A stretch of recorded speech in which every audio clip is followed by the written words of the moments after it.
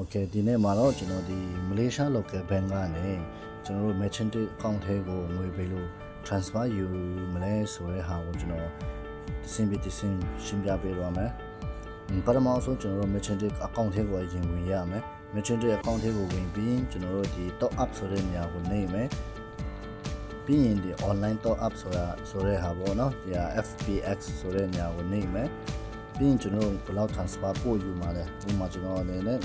50ပြီးရင် select bank ဆိုရင်ကျွန်တော်ရဲ့ CMB bank ကနေပို့ယူမှာဖြစ်တဲ့အတွက်ကျွန်တော် CMB bank ကိုရွေးမယ်ပြီးရင် continue okay ဒီမှာတစ်ခုရှိတာကကျွန်တော်တို့ဒီ Malaysia local bank ကနေကျွန်တော်တို့ transfer ယူတာဖြစ်တဲ့အတွက်ဒီကျွန်တော်တို့ရဲ့ merchant ထဲကိုဒီ local bank ရဲ့အချက်လက်ပေါ့နော် user name တို့ user ID တို့ဒီ password တို့ဒီစကားဝဲတို့အကုန်လုံးထည့်ယူရမှာဖြစ်တဲ့အတွက်တယောက်နဲ့တယောက်အရင်အဝေးကြီးကနေကျွန်တော်တို့ transfer ယူလို့ကအဆင်မပြေဘူးတယောက်နဲ့တယောက် minute ချင်းဆိုင်ပြီးမှ transfer ပို့ယူမှအဆင်ပြေတာဘာဖြစ်လို့ဆိုတော့သူများတွေရဲ့ဒီ ID တို့ password တို့က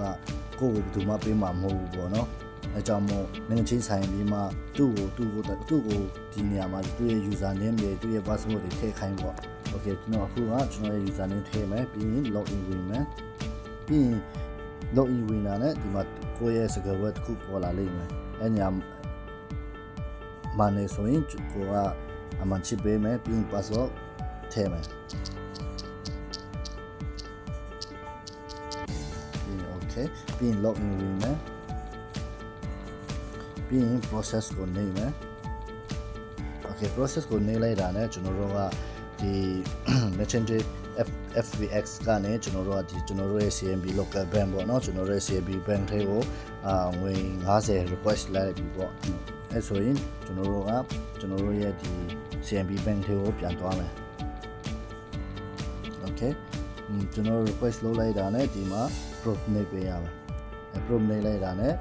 okay ဒီမှာ approve done နေလိုက်တာနဲ့ okay ကျွန်တော်ပြီးရင် merchant account ထဲကိုပြန်သွားမယ် okay ပြီးရင်ဒီနဲ့ okay done